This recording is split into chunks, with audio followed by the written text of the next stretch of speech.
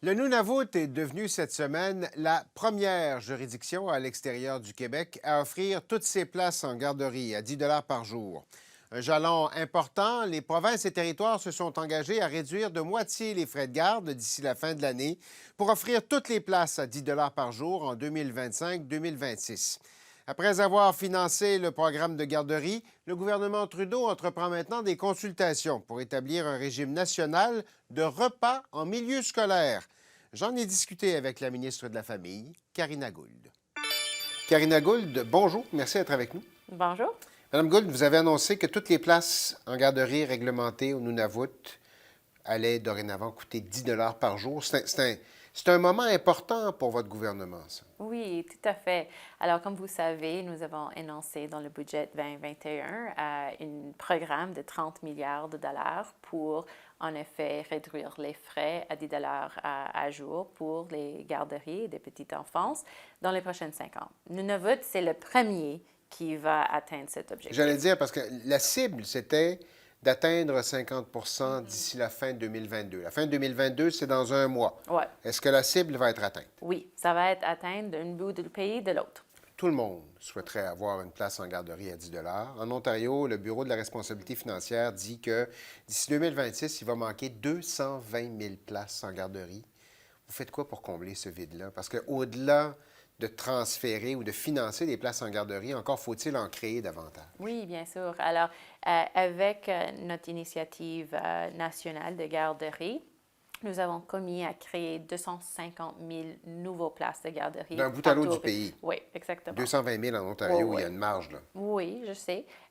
Avec l'entente que nous avons signée avec Ontario, ils ont commis de créer 86 000 nouvelles places. Ça va rendre dans le pays presque 59 des enfants couverts, mais quand même, les provinces et territoires comme l'Ontario peuvent aussi mettre leur propre argent pour justement atteindre ces buts. Et nous avons vu d'autres provinces et territoires qui ont mis de leur propre argent pour justement avoir des cibles plus hautes que nous avons signées avec des provinces et territoires. Où est-ce que vous en êtes sur les places, les frais de garde avant, après l'école? Parce que ça aussi, ça coûte cher. Et Ouais. ça, c'est pas réglementé en fonction de votre programme. Non, le programme est vraiment ciblé sur la petite enfance, alors les enfants moins de 6 ans. Mais en Ontario, par exemple, parce que le kindergarten commence aux 4 ans et à 5 ans, alors les espaces d'avant et après l'école sont couverts jusqu'à 6 ans. Mais nous savons qu'il y a encore plus de travail à faire, mais je crois que c'est un excellent début. C'est la première fois que nous avons cet plan national au Canada, quelque chose qui a été en demande pour plus de 50 ans à ce pays. Nous avons eu l'exemple exemplaire du Québec à cet égard et maintenant les familles du partout au pays vont avoir une réduction de frais. J'aimerais qu'on parle d'une autre initiative. Vous avez lancé des consultations mercredi pour l'élaboration d'une politique d'alimentation dans les écoles.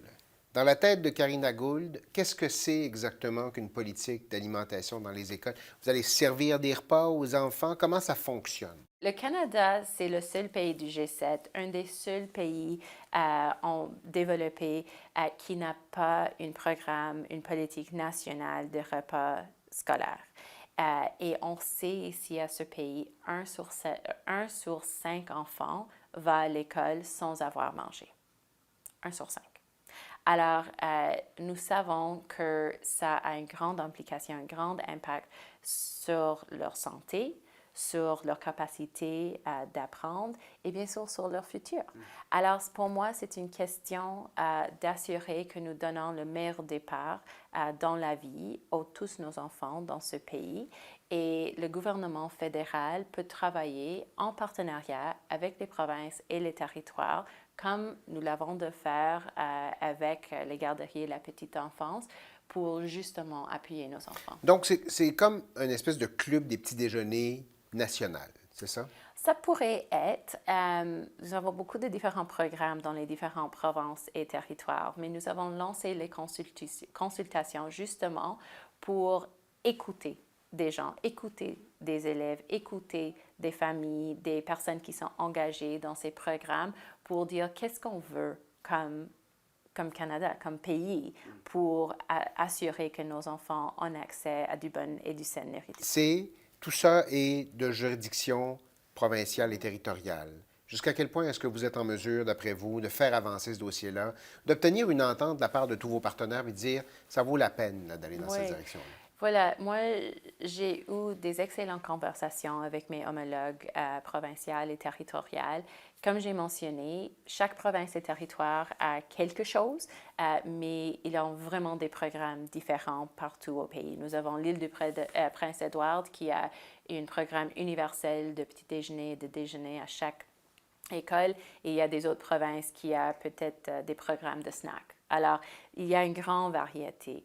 Ce que nous voulons, c'est de voir plus d'égalité dans le pays, parce que c'est un moment important. Nous savons que la coût de la vie est vraiment haute. L'inflation joue un rôle sur la coût de la nourriture. Alors, il y a un moment maintenant, je crois, où il y a une volonté avec les provinces, les territoires et le gouvernement fédéral de travailler ensemble. Je reviens un peu à ce que je disais au début. Dans votre tête, l'idéal, ce serait quoi? Comment ça se déclinerait? Oui, Un repas, alors, des snacks? je crois que assurer qu'il y a des petits déjeuners et aussi un repas chaud pendant la journée, c'est important et c'est ce que nous voyons dans les autres pays du G7, de l'OCDE qu'ils font, et c'est vraiment quelque chose qui est important pour nos enfants. Madame Gould, on a parlé de garderie, on a parlé de repas à l'école, mais on vous a beaucoup vu depuis quelques mois pour parler de passeport. Oui. Ça allait pas bien, les passeports, en début d'année. Ça va comment maintenant? Oui, non, voilà ce qui se passait pendant le printemps et l'été avec les passeports. C'était inexcusable, c'était vraiment pas acceptable. Mais je peux dire à ce moment que nous sommes dans une meilleure voie. C'est beaucoup mieux. Dès le début d'octobre, nous avons retourné au service normal avec les passeports. Alors, les personnes qui se présentent à un bureau de passeport peuvent recevoir leur passeport à 10 jours. Les gens qui l'envoient par la poste en 20 jours. Nous avons embauché presque 900 personnes dès l'été qui ont vraiment aidé avec la capacité de processer les passeports. Et nous sommes rendus à un moment où nous sommes en train de processer plus de 90 000 passeports à la semaine. Karina Gould, merci beaucoup. À vous.